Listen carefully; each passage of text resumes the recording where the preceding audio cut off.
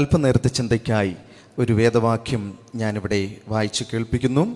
യോഹന്നാൻ്റെ സുവിശേഷം 11-ാം അധ്യായം അതിൻ്റെ 40-ാമത്തെ വാക്യം. യേശു അവളോട്, വിശ്വസിച്ചാൽ നീ ദൈവത്തിൻ്റെ മഹത്വം കാണും എന്ന് ഞാൻ നിന്നോട് പറഞ്ഞില്ലയോ? എൻ്റെ വിശ്വാസ ജീവിതത്തിൽ എന്നെ ഒരുപാട് ബലപ്പെടുത്തിയിട്ടുള്ള, എന്നെ ഒരുപാട് ആശ്വസിപ്പിച്ചിട്ടുള്ള ഒരു വചനമാണ് ഇത്. വിശ്വസിച്ചാൽ നീ ദൈവത്തിൻ്റെ മഹത്വം കാണും. നിങ്ങളുടെ ഹൃദയത്തിൽ വിശ്വാസത്തോടൊന്ന് പറയാമോ? ഞാൻ വിശ്വസിക്കുന്ന കർത്താവേ, ഞാൻ ദൈവത്തിൻ്റെ മഹത്വം കാണുക തന്നെ ചെയ്യും. 11-ാം അധ്യായം അതിൻ്റെ ആരംഭം മുതൽ വായിച്ചാൽ ഇതിൻ്റെ പശ്ചാത്തലം നമുക്ക് മനസ്സിലാക്കുവാൻ കഴിയും. കർത്താവായ യേശു ക്രിസ്തു ചെയ്ത ഏറ്റവും വലിയ അത്ഭുതങ്ങളിൽ ഒന്ന്, മരിച്ച് 4 ദിവസം കഴിഞ്ഞ ലാസർ ഉയർത്തെഴുന്നേറ്റ സംഭവമാണ് ഇതിൻ്റെ പശ്ചാത്തലം. 11-ാം അധ്യായം അതിൻ്റെ ആരംഭ വാക്യത്തിൽ ഇപ്രകാരം എഴുതിയിരിക്കുന്നു: മറിയയുടെയും അവളുടെ സഹോദരി മാർത്തയുടെയും ഗ്രാമമായ ബെഥാനിയയിലെ ലാസർ എന്നൊരുത്തൻ ദീനമായി കിടന്നു. അവിടെ ഒരു ഗ്രാമം നമുക്ക് കാണുവാൻ കഴിയും. ആ ഗ്രാമത്തിൻ്റെ പേര് ബെഥാനിയ. ബെഥാനിയെക്കുറിച്ച് പഠിക്കുമ്പോൾ ബെഥാനിയ അത്ര പ്രസിദ്ധമായ ഒരു ഗ്രാമമല്ലായിരുന്നു. ബെഥാനിയ അത്ര ആൾത്തിരക്കുള്ള ഗ്രാമമല്ലായിരുന്നു. അത്ര പ്രസിദ്ധമല്ലാതിരുന്നിട്ടും അധികം ആൾത്തിരക്കില്ലാതിരുന്ന ഗ്രാമമായിട്ടും യേശു കൂടെ ആ ഗ്രാമം സന്ദർശിച്ചതായിട്ട് നമുക്ക് കാണുവാൻ കഴിയും. അതിൻ്റെ കാരണം എന്തെന്ന് ചോദിച്ചാൽ, യേശുവിനെ സ്വീകരിക്കുന്ന ഒരു കുടുംബം ആ ഗ്രാമത്തിൽ ഉണ്ടായിരുന്നു. എന്നെ കേൾക്കുന്ന ദൈവമക്കളെ, യേശു സന്ദർശിക്കുവാനുള്ള യോഗ്യത നമ്മുടെ ജാതിയല്ല, നമ്മുടെ മതമല്ല, നമ്മുടെ വിദ്യാഭ്യാസമല്ല, നമ്മുടെ സൗന്ദര്യമല്ല, നമ്മുടെ ആരോഗ്യമല്ല, നമ്മുടെ കുടുംബത്തിൻ്റെ ശ്രേഷ്ഠതയല്ല. യേശു നിങ്ങളുടെ ഭവനത്തിൽ സന്ദർശിക്കുവാനുള്ള യോഗ്യത യേശുവിനെ സ്വീകരിക്കുവാനുള്ളൊരു മനസ്സാണ്. യേശുവിനെ സ്വീകരിക്കുവാൻ ഒരു മനസ്സ് നിങ്ങൾക്കുണ്ടെങ്കിൽ യേശു തീർച്ചയായിട്ടും നിങ്ങളുടെ വ്യക്തിപരമായ ജീവിതത്തിലും നിങ്ങളുടെ തലമുറകളുടെ വിഷയത്തിലോ നിങ്ങളുടെ കുടുംബത്തിലും സന്ദർശിക്കുവാൻ ഇടയായി തീരാം. യേശു എവിടെയൊക്കെ സന്ദർശിച്ചിട്ടുണ്ടോ അവിടെയൊക്കെ പ്രശ്നങ്ങൾക്ക് പരിഹാരം ലഭിച്ചതായിട്ട് നമുക്ക് കാണുവാൻ കഴിയും. യേശുവിനെ സ്വീകരിക്കുവാൻ നിങ്ങൾ തയ്യാറാകുന്നുവെങ്കിൽ നിങ്ങളുടെ വിഷയത്തിന് പരിഹാരം ഇന്ന് രാത്രി ലഭിക്കുക തന്നെ ചെയ്യുമെന്ന് ദൈവവചനത്തിൻ്റെ അടിസ്ഥാനത്തിൽ ഞാൻ വിളിച്ചു പറയട്ടെ. കാനായിൽ ഒരു കല്യാണ വീട്ടിൽ യേശുവിനെ ക്ഷണിച്ചതായിട്ട് നമുക്ക് കാണുവാൻ കഴിയാം. യേശു അവിടെ കടന്നു ചെന്നു. അവിടെ ഒരു കുറവ് വന്ന് കാനാവില് കല്യാണത്തിന് വീഞ്ഞ് തീരുവാനിടയായി തീർന്ന ഒരു കുടുംബം വലിയ നാണക്കേടിലേക്ക് പോകാമായിരുന്ന സാഹചര്യം, ഏറ്റവും വലിയ കുറവ് നേരിട്ട കുടുംബം. എന്നാൽ യേശുവിനെ അവർ സ്വീകരിച്ചത് കൊണ്ട്, യേശു അവിടെ സന്ദർശിച്ചത് കൊണ്ട് വലിയ നാണക്കേടിൽ നിന്ന് ആ കുടുംബം രക്ഷപ്പെടുവാനിടയായി തീർന്നു. വലിയ കുറവുകൾ യേശു പരിഹരിക്കുവാനിടയായി തീർന്നു. എന്നെ കേൾക്കുന്ന ദൈവമക്കളെ, യേശുവിനെ സ്വീകരിക്കുവാൻ ഒരു മനസ്സ് നിങ്ങൾക്കുണ്ടെങ്കിൽ നിങ്ങളുടെ കുടുംബത്തിൽ നാണക്കേടിന്റെ അവസ്ഥയിലേക്ക് പോകാമാകുന്ന വിഷയത്തിന് പരിഹാരം തന്ന, മാനിക്കുവാൻ ഞാൻ സേവിക്കുന്ന, ഞാൻ ആരാധിക്കുന്ന, ഞാൻ പിൻഗമിക്കുന്ന എൻ്റെ യേശു കഴിവുള്ളവനെന്ന് ഇന്ന് രാത്രിയിൽ വിളിച്ചു പറയുവാൻ ഞാൻ ആഗ്രഹിക്കുന്നു. യേശു സകല പ്രശ്നങ്ങളുടെയും പരിഹാരകൻ ആകയാൽ യേശുവിനെ സ്വീകരിക്കുന്നുവെങ്കിൽ യേശു നമ്മുടെ പ്രശ്നത്തിന് പരിഹാരം നൽകുവാൻ ഇടയായി തീരും. എന്നാൽ ബെഥാനിയുടെ ചരിത്രം പരിശോധിച്ചാൽ യേശു സന്ദർശിക്കുന്ന സമയത്ത് അത് അവ്യക്തമായിരുന്നുവെങ്കിലും, അധികം ആൾക്കൂട്ടമില്ലാത്ത സ്ഥലമായിരുന്നുവെങ്കിലും പിന്നീട് ഏറ്റവും പ്രസിദ്ധമായ ഒരു ഗ്രാമമായിട്ട് ബെഥാനിയ മാറുവാൻ ഇടയായി തീർന്നു. ബൈബിളിൽ എനിക്ക് ഏറ്റവും ഇഷ്ടപ്പെട്ട ഒരു വാക്യം പറയട്ടെ: എന്നെ മാനിക്കുന്നവനെ ഞാൻ മാനിക്കുക.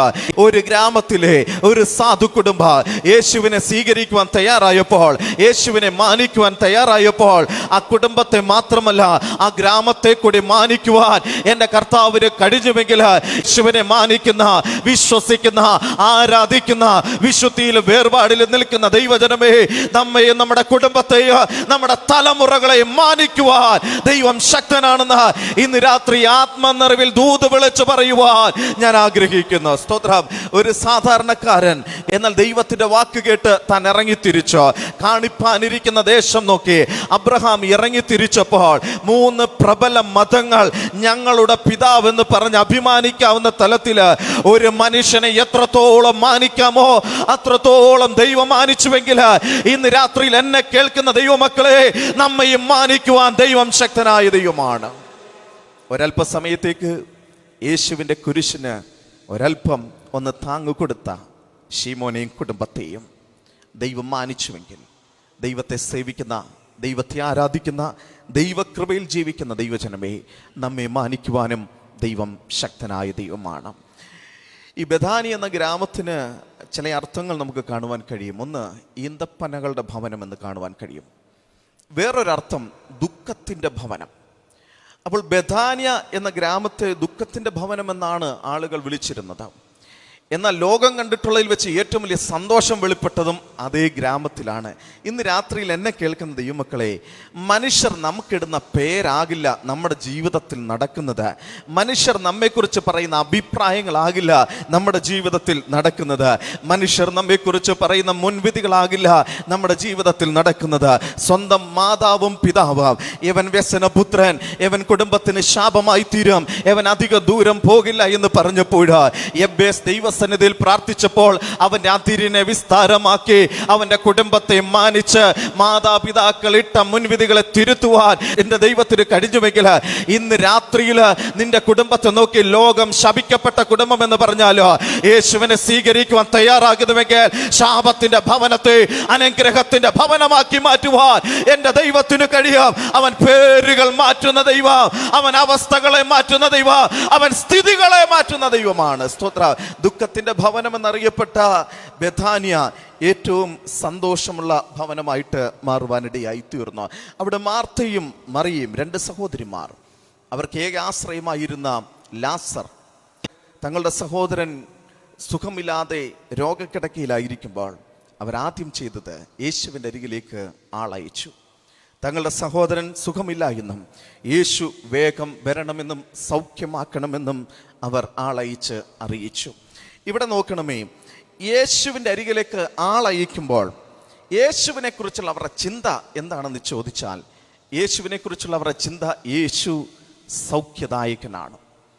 എന്നാൽ അവരുടെ ചിന്തകൾക്ക് അപ്പുറമായിരുന്നു യേശു. മാർത്തയും മറിയയും ചിന്തിച്ചു യേശു സൗഖ്യദായകനാണ്. എന്നാൽ ഒരു സൗഖ്യദായകൻ എന്ന തലത്തിനപ്പുറമായിട്ട് മരണത്തിൽ നിന്നും ഒരുവനെ തിരിച്ചു കൊണ്ടുവരുന്ന ജീവന്റെ ദാതാവായി കർത്താവ് വെളിപ്പെടുവാനിടയായി തീർന്ന് ഒരു നല്ല ദൂത് ഞാൻ വിളിച്ചു പറയട്ടെ. നിങ്ങൾ ചോദിക്കുന്നതിലും നനയ്ക്കുന്നതിലും അത്യന്തപരമായി നിങ്ങളുടെ വിഷയത്തിന് വേണ്ടി പ്രവർത്തിക്കുവാൻ കഴിയുന്ന സർവശക്തനായ ഒരു ദൈവത്തെയാണ് നമ്മൾ സേവിക്കുന്നത്. നമ്മുടെ ചിന്തക്കപ്പുറമാണ് ദൈവമെന്ന് ഇന്ന് രാത്രിയിൽ മറന്നു പോകരുത്. ഒരു ചെറിയ ചിന്ത അതിനകത്ത് പറയട്ടെ. യേശു ഒരല്പ താമസം അതിന് വരുത്തി. അവരുടെ വിഷയത്തിന് ഒരല്പം താമസം വരുത്തിയത് എന്തിന് എന്ന് ചോദിച്ചാൽ, അവരുടെ ചിന്താഗതിക്ക് മാറ്റം വരുത്തുവാൻ. അവരുടെ ചിന്താഗതി യേശു രോഗസൗഖ്യം നൽകുന്നവൻ. എന്നാൽ ഒരല്പ കാലതാമസം അതിനകത്ത് വന്നപ്പോൾ അവരുടെ ചിന്താഗതിക്ക് ഒരു ഉയർച്ച സംഭവിച്ചു, ഒരു മാറ്റം സംഭവിച്ചു. യേശു സൗഖ്യദായകൻ മാത്രമല്ല, മരിച്ച് 4 ദിവസം കഴിഞ്ഞ മൃതദേഹത്തെയും ജീവിപ്പിക്കുവാൻ കഴിയുന്ന ജീവന്റെ ദാതാവാണെന്ന് അവർക്ക് തിരിച്ചറിയുവാൻ കഴിഞ്ഞു. നാം പ്രാർത്ഥിച്ച വിഷയത്തിനകത്ത് ഒരു കാലതാമസം സംഭവിച്ചിട്ടുണ്ടെങ്കിൽ അതിന്റെ അർത്ഥം പ്രശ്നത്തിന് പരിഹാരമില്ലെന്നല്ല, നിങ്ങൾ പ്രാർത്ഥിച്ചതിന് മറുപടിയില്ലെന്നല്ല, അതിനപ്പുറമായി നിങ്ങളുടെ ചിന്തക്കപ്പുറമാണ് ദൈവമെന്ന് തെളിയിക്കുവാൻ അവനൊരു കാലതാമസം വരുത്തുകയാണെന്ന് ഇന്ന് രാത്രി മറന്നു പോകരുത്. അവരാളയച്ചു വിടുമ്പോൾ അവരുടെ ചിന്ത യേശു സൗഖ്യദായകനാണ്. അവർ യേശുവിൻ്റെ അരികിൽ ആളയച്ചു വിടുമ്പോൾ അവർ പറയുന്ന വാക്കുകൾ ഏറ്റവും ശ്രദ്ധേയമാണ്. മാർത്തയും മറിയയും യേശുവിനോട് പറയുവാൻ ആഗ്രഹിക്കുന്ന വാക്കുകൾ, നിനക്ക് പ്രിയനായവൻ സുഖമില്ലാതെ കിടക്കുന്നു. ഞങ്ങളുടെ സഹോദരൻ എന്നല്ല പറഞ്ഞത്, ഞങ്ങൾ വളരെയധികം സ്നേഹിക്കുന്ന ഞങ്ങളുടെ സഹോദരൻ സുഖമില്ലാതെ കിടക്കുന്നു എന്നല്ല പറഞ്ഞത്. അതിനേക്കാൾ അപ്പുറമായി നിനക്ക് പ്രിയനായവൻ സുഖമില്ലാതെ കിടക്കുന്നു. എന്താ അർത്ഥം ദൈവമക്കളെ? മാർത്തയും മറിയയും മൗനമായി ഇവിടെ വിളിച്ചു പറയുന്ന ഒരു ചിന്തയുണ്ട്. ഞങ്ങളുടെ സഹോദരനെ സ്നേഹിക്കുന്നു, എന്നാൽ ഞങ്ങൾ ഒന്നറിയുന്നു, ഞങ്ങൾ സ്നേഹിക്കുന്നതിനേക്കാൾ അധികമായി നീ അവനെ സ്നേഹിക്കുന്നുവെന്ന് ഞങ്ങൾ അറിയുന്നു. ഞാൻ എൻ്റെ ജീവിത പങ്കാളിയെ സ്നേഹിക്കുന്നതിനേക്കാൾ അധികമായി എൻ്റെ ജീവിത പങ്കാളിയെ സ്നേഹിക്കുന്ന ഒരു യേശുവുണ്ട്. എൻ്റെ ജീവിത പങ്കാളി എന്നെ സ്നേഹിക്കുന്നതിനേക്കാൾ അധികമായി എന്നെ സ്നേഹിക്കുന്ന ഒരു യേശുവുണ്ട്. ഈ ഭൂമിയിൽ ഏറ്റവും കൂടുതൽ നമ്മെ സ്നേഹിക്കുന്നത് ആരാണെന്ന് ചോദിച്ചാൽ ഈ ലോകത്തിലെ ഒരു മനുഷ്യരുമല്ല ദൈവമക്കളെ, അത് നാം സേവിക്കുന്ന നമ്മുടെ കർത്താവാണ്. സ്വന്തം ഭാര്യയെ വിഷപ്പാമ്പിനെ വിട്ട് കൊല്ലിക്കുന്ന ആളുകൾ പാർക്കുന്ന സ്ഥലമാണ്. സ്നേഹിക്കുന്ന പ്രിയമുള്ളവരെ ആഹാരത്തിൽ സൈനൈഡ് കൊടുത്ത് കൊല്ലുന്നൊരു കാലമാണ്. ആര് നമ്മെ സ്നേഹിക്കുന്നു ഒരു ഗ്യാരണ്ടി നമുക്കില്ല. എന്നാൽ ഇന്ന് രാത്രിയിൽ ഞാൻ വിളിച്ചു പറയുവാൻ ആഗ്രഹിക്കുന്നു, കർത്താവ് നമ്മെ ഏറ്റവും അധികമായി സ്നേഹിക്കുന്ന, ഈ ലോകത്തിൽ ഏറ്റവും ഗ്യാരണ്ടിയുള്ള കാര്യം എന്തെന്ന് ചോദിച്ചാൽ, എന്നെ സ്നേഹിക്കുന്ന ഒരു കർത്താവുണ്ട്. ഈ ഭൂമിയിൽ ആരും നിങ്ങളെ സ്നേഹിക്കുവാനില്ലെങ്കിലും, ആരും നിങ്ങളെ കരുതുവാനില്ലെങ്കിലും, ആരും നിങ്ങളുടെ അവസ്ഥകൾ അറിയുവാനില്ലെങ്കിലും, നിങ്ങളെ നന്നായി സ്നേഹിക്കുന്ന ഒരു യേശുവുണ്ടെന്ന് ഇന്ന് രാത്രി മറന്നു പോകരുത്. ഈ ഭൂമിയിൽ നമ്മെ ഏറ്റവും സ്നേഹിക്കുന്നത് നമ്മുടെ കർത്താവ് തന്നെയാണ്. ഈ വേദഭാഗം വായിച്ചപ്പോൾ ഞാൻ മനസ്സിലാക്കിയൊരു സത്യമുണ്ട്. ബഥാനി എന്ന ഗ്രാമത്തിൽ യേശു ഏറ്റവും കൂടുതൽ സ്നേഹിച്ച കുടുംബമായിരുന്നു ലാസറിന്റെ കുടുംബം. എന്നാൽ ബഥാനി എന്ന ഗ്രാമത്തിൽ ഇപ്പോൾ നാം പരിശോധിക്കുമ്പോൾ ഏറ്റവും കൂടുതൽ പ്രതിസന്ധിയിൽ കൂടി, ഏറ്റവും കൂടുതൽ കഷ്ടതയിൽ കൂടി കടന്നു പോകുന്ന കുടുംബവും ലാസറിന്റെ കുടുംബമാണ്. തങ്ങളെ ഏറ്റവും സ്നേഹിച്ചിരുന്ന, തങ്ങൾക്ക് ആശ്രയമായിരുന്ന ലാസറിനെ സഹോദരിമാർക്ക് നഷ്ടപ്പെട്ട ഒരു കുടുംബം. ഇന്ന് രാത്രിയിൽ എന്നെ കേൾക്കുന്ന ദൈവമക്കളെ, ഒരു പക്ഷെ ദൈവത്തെ സേവിക്കുന്ന ചിലരെങ്കിലും ചോദിക്കും, ഞാൻ കർത്താവിനെ അറിഞ്ഞിട്ട്, ഞാൻ കർത്താവിനെ സേവിച്ചിട്ട്, ഞാൻ കർത്താവിൻ്റെ വഴിയെ ജീവിച്ചിട്ട് എന്തുകൊണ്ട് എൻ്റെ ജീവിതത്തിൽ ഇത്രയും പ്രതിസന്ധികളും പ്രശ്നങ്ങളും കഷ്ടതകളും മാറി മാറി വരുന്നു എന്ന് ഒരു പക്ഷേ നിങ്ങൾ ചോദിച്ചിട്ടുണ്ടാകാം. എനിക്ക് എൻ്റെ കർത്താവിനെ ഇഷ്ടപ്പെടുവാൻ ഒരു കാരണം പറയട്ടെ. ലോകത്തിലെ സകല നേതാക്കന്മാർ എൻ്റെ പിന്നാലെ വന്നാൽ വീട് തരാം, വഴി റെഡിയാക്കി തരാം, നിങ്ങൾക്ക് പ്രൊട്ടക്ഷൻ തരാം എന്നൊക്കെ പറഞ്ഞ അണികളെ കൂട്ടുമ്പോൾ ലോകത്തിൽ നിങ്ങൾക്ക് കഷ്ടമുണ്ട് എങ്കിലും ധൈര്യപ്പെടുവേൻ, ഞാൻ ലോകത്തെ ജയിച്ചിരിക്കുന്നുവെന്ന് പറഞ്ഞ് വിളിച്ച ഒരു നേതാവ് മാത്രമേ ഈ ഭൂമിയിലുള്ളൂ. അത് ഞാൻ സേവിക്കുന്ന കർത്താവാണ്. എന്തുകൊണ്ടൊരു ദൈവ പൈതലിന്റെ ജീവിതത്തിൽ കഷ്ടത വരുന്നു? അവൻ നമ്മെ വിളിച്ചപ്പോൾ തന്നെ അവൻ നമുക്ക് തന്ന മുന്നറിയിപ്പാണ്, നമ്മുടെ ജീവിതത്തിൽ കഷ്ടതയുണ്ട്. എന്നാൽ ബൈബിളിലെ ചില വാക്യങ്ങൾ എനിക്ക് ഒത്തിരി ഇഷ്ടമാണ്. ബൈബിൾ ഇപ്രകാരം പറയുന്നു, കഷ്ടങ്ങളിൽ അവൻ ഏറ്റവും അടുത്ത തുണയാണ്. എന്നെ ശ്രദ്ധിക്കുന്ന ദൈവമക്കളെ, ജീവിതത്തിൽ നമുക്ക് കഷ്ടതകളുണ്ട്. എന്നാൽ നാം പോലും അറിയാതെ ഒരപ്പൻ്റെ സാന്നിധ്യം, കർത്താവിൻ്റെ സാന്നിധ്യം നമ്മുടെ ജീവിതത്തിൽ വെളിപ്പെടുവാൻ ഇടയായിത്തീരും. കഷ്ടങ്ങളിൽ, പ്രതിസന്ധികളിൽ, പ്രശ്നങ്ങളിൽ നാം ഒറ്റയ്ക്കല്ല. നമ്മെ സൃഷ്ടിച്ച, നമ്മെ നടത്തുന്ന സർവശക്തനായവൻ്റെ അദൃശ്യ സാന്നിധ്യം കഷ്ടങ്ങളിൽ ഏറ്റവും അടുത്ത തുണയായിട്ടുണ്ട്. ഒരു മിഷണറി ആയിരുന്നൊരു ദൈവദാസൻ തൻ്റെ മകൻ്റെ സർജറിയോടുള്ള ബന്ധത്തിൽ ഇപ്രകാരം പറഞ്ഞു. തൻ്റെ കുഞ്ഞ് സർജറി കഴിഞ്ഞ് ഹോസ്പിറ്റലിൽ കിടക്കുന്നു. ഏറ്റവും ചൂടേറിയ അന്തരീക്ഷം, വേദന വർദ്ധിക്കുവാൻ സാധ്യതയുണ്ട്. താൻ വളരെയധികം വേദനയോടെ തൻ്റെ കുഞ്ഞിൻ്റെ അരികിലായിരുന്നു. വൈകുന്നേരമായപ്പോൾ വളരെ വേദനയോടെ ആ കുഞ്ഞിനോട് പിതാവ് ചോദിച്ചു, മോനെ, ചൂട് കൂടുതലുണ്ടായിരുന്നു, സർജറി കഴിഞ്ഞതാണ്, നിനക്കൊരുപാട് വേദന അനുഭവിച്ചോ? ആ കുഞ്ഞപ്പനെ നോക്കി പറഞ്ഞു, അപ്പാ ചൂടുണ്ടായിരുന്നു, സർജറിയുടെ വേദനയുണ്ടായിരുന്നു, ഒക്കെ ശരിയാ, പക്ഷെ എൻ്റെ അപ്പൻ എൻ്റെ അടുത്തിരുന്നപ്പോൾ എനിക്കൊരു വേദനയും അനുഭവിച്ചില്ല. ഇന്ന് രാത്രിയിൽ എന്നെ കേൾക്കുന്ന ദൈവമക്കളെ, കഷ്ടതയുടെ നടുവിലും നമ്മുടെ കഷ്ടതകൾ മറക്കുമാറാകുന്ന തലത്തിൽ ഏറ്റവും അടുത്ത തുണയായി ഒരുവൻ്റെ സാന്നിധ്യം നമ്മോട് കൂടെയുണ്ട്. പൗലോസ് പറഞ്ഞു, എൻ്റെ ശൂലം നീ ഒന്ന് മാറ്റണം. കർത്താവ് പറഞ്ഞു, ശൂലം മാറിയില്ലെങ്കിൽ സാരമില്ല, എൻ്റെ കൃപ നിന്നോട് കൂടെയുണ്ട്. കഷ്ടതയിൽ ഏറ്റവും അടുത്ത തുണയായി ദൈവത്തിൻ്റെ സാന്നിധ്യമുണ്ട്. കഷ്ടതയിൽ അതിനെ അതിജീവിക്കുവാനുള്ള കൃപ ദൈവം നമ്മുടെ മേൽ പകരപ്പെടും. ഇന്നുവരെയും നാം പല പ്രശ്നങ്ങളെ മറികടന്നത് നമ്മുടെ മനോധൈര്യം കൊണ്ടോ നമ്മുടെ ശക്തി കൊണ്ടോ നമ്മുടെ കഴിവ് കൊണ്ടോ അല്ല ദൈവമക്കളെ. അതിനേക്കാൾ അപ്പുറമായി നമ്മുടെ പ്രതിസന്ധികളിൽ നാം പോലും അറിയാതെ അവൻ്റെ സാന്നിധ്യവും അവൻ്റെ കൃപയും നമ്മുടെ മേൽ പകർന്നത് കൊണ്ടാണെന്ന് ഇന്ന് രാത്രിയിൽ മറന്നു പോകരുത്. യോസഫ് പറഞ്ഞൊരു വാക്ക് ഏറ്റവും ശ്രദ്ധേയമാണ്. കർത്താവ് യഹോവ എൻ്റെ കഷ്ടതകൾ, എൻ്റെ സങ്കടം മറക്കുമാറാക്കി. ഇന്ന് രാത്രിയിൽ ഏതെങ്കിലും പ്രതിസന്ധിയിൽ, ഏതെങ്കിലും വേദനയിൽ, കർത്താവേ എന്തുകൊണ്ട് എൻ്റെ ജീവിതത്തിൽ കഷ്ടത ഞാൻ നേരിടുന്നുവെന്ന് ചോദിക്കുന്നുവെങ്കിൽ ഒരു നല്ല ദൂത് ഞാൻ വിളിച്ചു പറയട്ടെ. നിങ്ങളുടെ കഷ്ടത മറക്കുമാറാകുന്ന തലത്തിൽ നന്മയ്ക്കായി ചില അടയാളങ്ങളെ നിങ്ങളുടെ കുടുംബത്തിൽ നിങ്ങൾ പ്രാർത്ഥിക്കുന്ന വിഷയത്തിനകത്ത് ചെയ്യുവാൻ എൻ്റെ ദൈവം ശക്തനാണെന്ന് ഇന്ന് രാത്രിയിൽ വചനത്തിൻ്റെ അടിസ്ഥാനത്തിൽ ദൂത് വിളിച്ചു പറയുവാൻ ഞാൻ ആഗ്രഹിക്കുന്നു. ലാസർ എന്ന പദത്തിന് പഴയ നിയമത്തിലെ എലയാസർ എന്ന പദവുമായി ബന്ധമുണ്ട്. എലയാസർ എന്ന പദത്തിൻ്റെ അർത്ഥം ദൈവം അവനെ സഹായിക്കും. അപ്പോൾ മാതാപിതാക്കൾ ലാസറിന് പേരിട്ടപ്പോൾ അതിൻ്റെ അർത്ഥം ദൈവം അവനെ സഹായിക്കും. ഒരു കുഞ്ഞ് ജനിച്ചപ്പോൾ ആ കുഞ്ഞിനെ നോക്കിക്കൊണ്ട് വിശ്വാസത്തോടെ മാതാപിതാക്കൾ പറഞ്ഞു, അവൻ്റെ കഷ്ടതയിൽ, അവൻ്റെ പ്രതിസന്ധികളിൽ, അവൻ്റെ ബുദ്ധിമുട്ടുകളിൽ ദൈവം അവനെ സഹായിക്കും. മാതാപിതാക്കൾ വിശ്വാസത്തോടെ പ്രഖ്യാപിച്ചു, പ്രതിസന്ധികളിൽ ദൈവം സഹായിക്കുവാൻ ഇറങ്ങി വരും. ലാസറിന്റെ ജീവിതം പരിശോധിച്ചാൽ അവന്റെ ഏറ്റവും വലിയ കഷ്ടതയിൽ ലോകത്തിലെ ഒരു മനുഷ്യനും സഹായിക്കുവാൻ കഴിയാതിരിക്കുന്ന സാഹചര്യത്തിൽ മാതാപിതാക്കൾ വിശ്വാസത്തോടെ പ്രഖ്യാപിച്ചത് ജീവൻ പ്രാപിക്കുവാനിടയായി തീർന്നു. അവനെ സഹായിക്കുവാൻ ദൈവം ഇറങ്ങി വരുവാനിടയായി തീർന്നു. ഇന്ന് രാത്രിയിൽ എന്നെ കേൾക്കുന്ന ദൈവമക്കളെ, വിശ്വാസത്തിന്റെ വാക്കുകൾ പ്രഖ്യാപിക്കുക. ഈ തിരുവചന സന്ദേശം ഇവിടെ നടന്നുകൊണ്ടിരിക്കുമ്പോൾ നിങ്ങളുടെ കുടുംബത്തിലെ വിഷയങ്ങളെ നോക്കിക്കൊണ്ട്, നിങ്ങളുടെ പ്രശ്നങ്ങളെ നോക്കിക്കൊണ്ട് അയ്യോ തകർന്നു പോയെന്നല്ല പറയേണ്ടുന്നത്, ഇവിടം കൊണ്ട് അവസാനിച്ചു എന്നല്ല പറയേണ്ടുന്നത്. അതിനേക്കാൾ അപ്പുറം ഞാൻ ഈ പ്രശ്നത്തെ മറികടക്കുക, ഞാൻ ഈ വിഷയത്തെ മറികടക്കുക, ഞാൻ ഈ രോഗത്തെ മറികടക്കുക, ഞാൻ ഈ പ്രതിസന്ധിയെ മറികടക്കുക.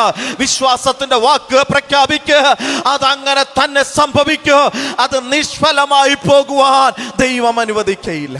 ഇസ്രായേൽ ജനം മിസ്രൈമിൽ നിന്ന് പുറപ്പെടുന്ന ആ രംഗം നാം പരിശോധിക്കുമ്പോൾ വളരെ തിടുക്കത്തിൽ, അവർ വളരെ വേഗത്തിൽ സാധനങ്ങളും ഒക്കെ എടുത്തുകൊണ്ട് യാത്ര ചെയ്യുമ്പോൾ മോശ ഒരു കാര്യം മറന്നില്ല.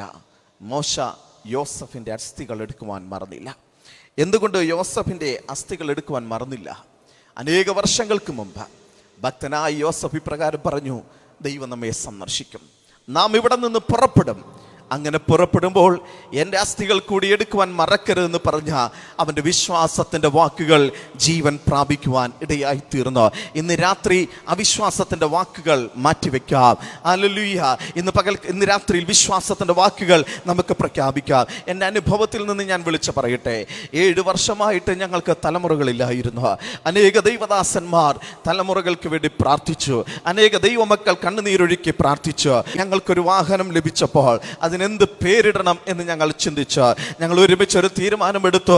ആ വാഹനത്തിന് എൽ ഷദ്ദായി എന്ന് പേരിട. പുത്രോൽപാദന ശേഷി നഷ്ടപ്പെട്ട അബ്രഹാമിന്റെ മുന്നിൽ ഇറങ്ങി വന്ന ഞാൻ എൽ ഷദ്ദായി ആകുന്നു, നിനക്ക് തലമുറകളെ തരുമെന്ന് പറഞ്ഞ എൽ ഷദ്ദായി ദൈവം ഞങ്ങൾക്ക് തലമുറകളെ തരുമെന്ന്, അതേ വാഹനത്തിൽ ഞങ്ങളുടെ തലമുറയുമായി യാത്ര ചെയ്യുമെന്ന് വിശ്വാസത്തോടെ പ്രഖ്യാപിച്ചു. അങ്ങനെ തന്നെ സംഭവിക്കുവാനിടയായി തീർന്നു. വിശ്വാസത്തിന്റെ വാക്കുകൾ നമുക്ക് പ്രഖ്യാപിക്കാം. അതങ്ങനെ തന്നെ ജീവിതത്തിൽ സംഭവിക്കും. ദൈവമക്കളെ സ്തോത്രം. ഇവിടെ ഒരു ദീനം വന്നപ്പോൾ, ഒരു പ്രശ്നം വന്നപ്പോൾ മനുഷ്യരെല്ലാം തകർന്നുപോയി. മാർത്തയും മറിയയും തകർന്നു, സന്ദേശവാഹകന്മാർ ഏറ്റവും തകർന്നു. പക്ഷെ യേശുവിനൊരു കുലുക്കവുമില്ല.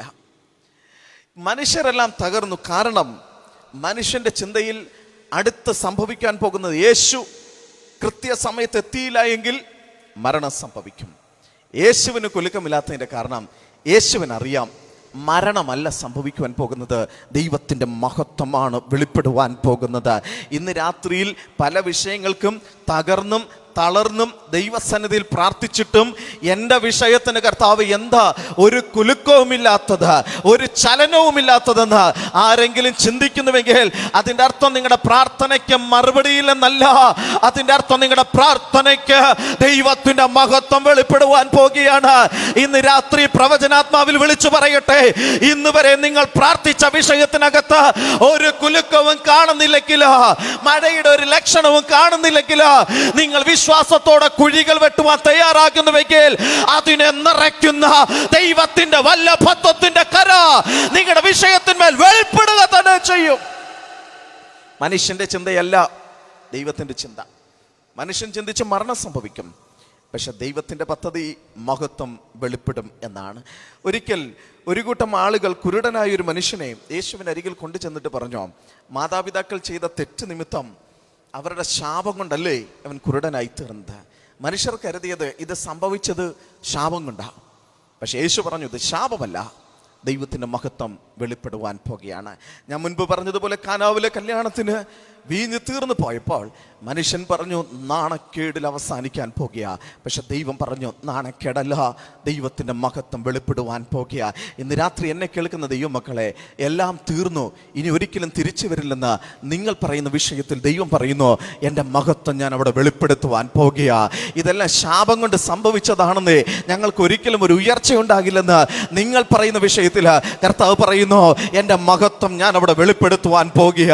അയ്യോ നാണക്കേടിൽ അവസാനിക്കുമെന്ന് നിങ്ങൾ പറയുന്ന വിഷയത്തിനകത്ത് കർത്താവ് പറയുന്നു, നാണക്കേടിലല്ല അവസാനിക്കുവാൻ പോകുന്നത്, ദൈവത്തിന്റെ മഹത്വം അതിനകത്ത് വെളിപ്പെടുവാൻ പോകുകയാണ്.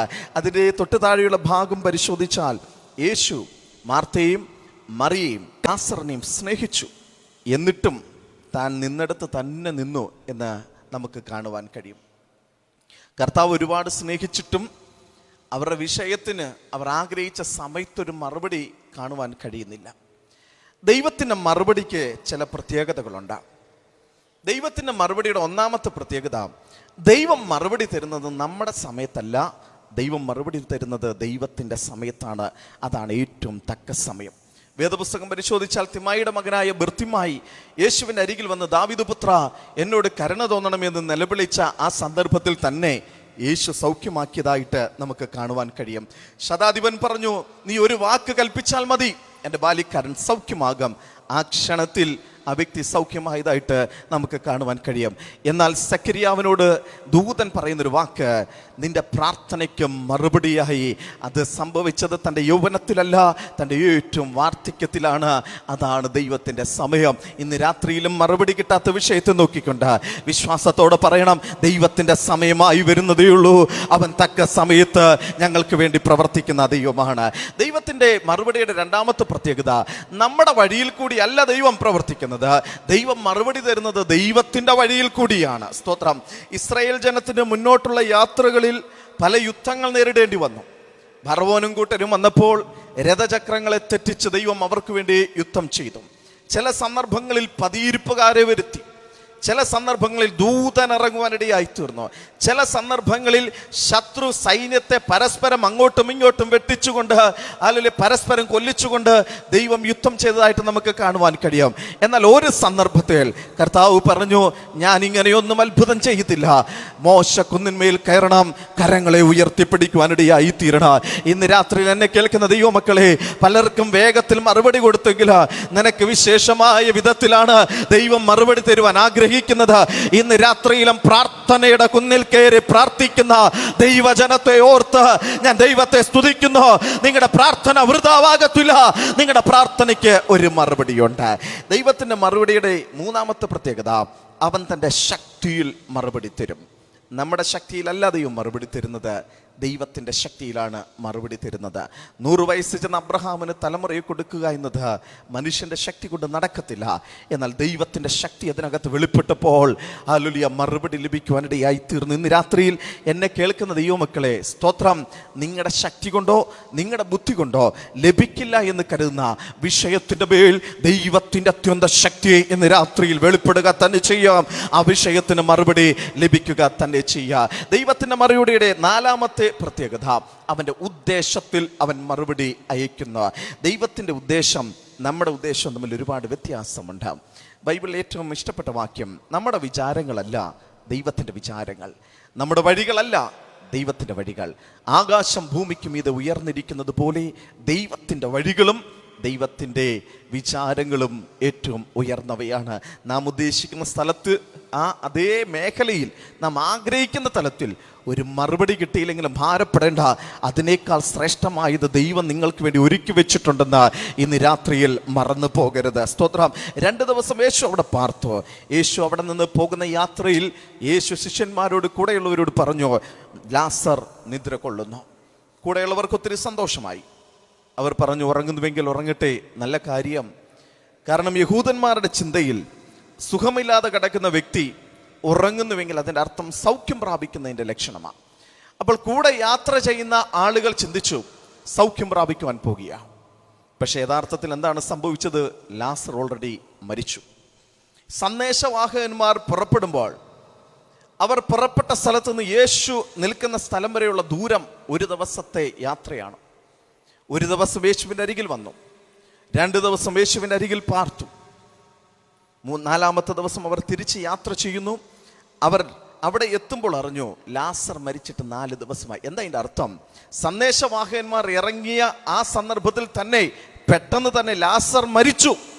പക്ഷെ അവർ കാര്യം അറിയാതെ യേശുവിൻ്റെ അരികിൽ വന്നിട്ട് പറയുകയാണ്, ലാസർ ജീവനോട് ഇരിക്കുന്നു, സുഖമില്ലാതിരിക്കുന്നു, അവനെ ഒന്ന് സൗഖ്യമാക്കണം. ദൈവമക്കളെ, ഒരു കൂട്ടം ആളുകൾ വിശ്വസിക്കുന്നു ലാസർ സൗഖ്യമായി വരികയാണ്. ഒരു കൂട്ടം ആളുകൾ വിശ്വസിക്കുന്നു ലാസർ ഇപ്പോഴും ജീവനോടെയുണ്ട്. എന്നാൽ അവരുടെ കൂടെ നടക്കുന്ന യേശു സകലതും അറിയുന്നു. അവനറിയാം ലാസർ മരിച്ചുപോയി. ഇന്ന് രാത്രിയിൽ എന്നെ കേൾക്കുന്ന ദൈവമക്കളെ, നാം പലതും അറിയുന്നില്ലെങ്കിലും നമ്മുടെ കൂടെ നടക്കുന്ന യേശുവിന് സകലതും അറിയാമെന്ന് ഇന്ന് രാത്രിയിൽ മറന്നു പോകരുത്. അവൻ ആ പ്രശ്നത്തിന് പരിഹാരവും ഒരുക്കിയിട്ടുണ്ടെന്ന് ഇന്ന് രാത്രിയിൽ മറന്നു പോകരുത്. പൗലോസും കൂട്ടരും യാത്ര ചെയ്യുമ്പോൾ മന്ദമാരുതനായി കാറ്റടിക്കുന്നു. അവർ ചിന്തിച്ച് കുഴപ്പമില്ല, ഇതൊരു വിഷയമുണ്ടാക്കില്ല. എന്നാൽ പിന്നീട് അതൊരു ഈശാനമൂലനായിട്ട് മാറി. കപ്പലാടി ഉലഞ്ഞു, സാധനങ്ങൾ പുറത്തേക്കിടേണ്ടി വന്നു.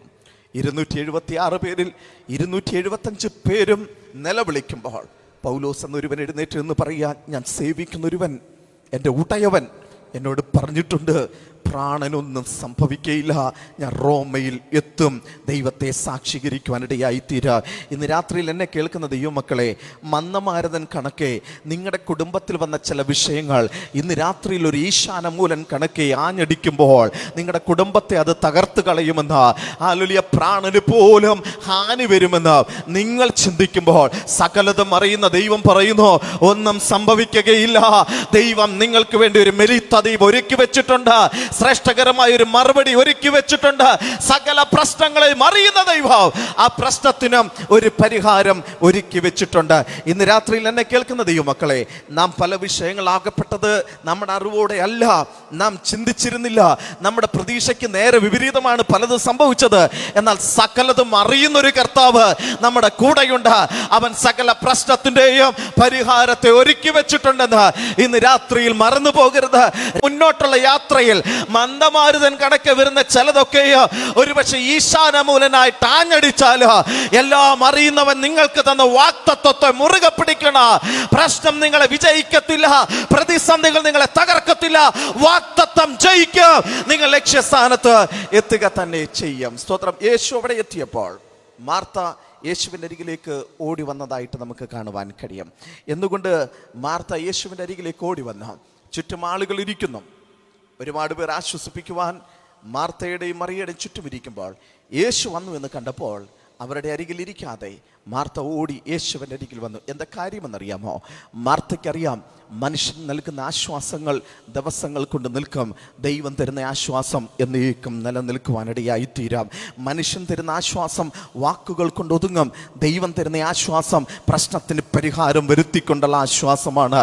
ഇന്ന് രാത്രിയിൽ എന്നെ കേൾക്കുന്ന ദൈവമക്കളെ, മനുഷ്യൻ്റെ വാക്ക് കേൾക്കുവാൻ നിൽക്കണ്ട. ഇന്ന് രാത്രി പ്രാർത്ഥനയ്ക്കായി മുഴങ്കാൽ മടക്കുക, ദൈവസന്നിധിയിൽ കണ്ണുനീരൊഴുക്കി പ്രാർത്ഥിക്കുക. നിന്റെ വിഷയത്തിന് പ്രശ്നത്തിന് പരിഹാരം വരുത്തിക്കൊണ്ടുള്ള ആശ്വാസം നിന്റെ കുടുംബത്തിൽ തരുവാൻ എന്റെ ദൈവം ശക്തനാണെന്ന് ഇന്ന് രാത്രിയിൽ ദൂത വിളിച്ചു പറയുകയാണ്. നയീനിലെ വിധവയെ നോക്കിക്കൊണ്ട് യേശു പറയുന്നു, കരയണ്ട. ഈ ലോകത്തിലെ ആർക്കെങ്കിലും കരയണ്ട എന്ന് പറയുവാൻ കഴിയുമോ? തിരിച്ചൊരു ചോദ്യം ചോദിക്കുവാൻ, ഞാൻ കരയാതിരിക്കുവാൻ നിങ്ങൾക്ക് എന്തെങ്കിലും പ്രതിവിധിയുണ്ടോ എന്ന് ചോദിച്ചാൽ നമുക്ക് മറുപടിയില്ല.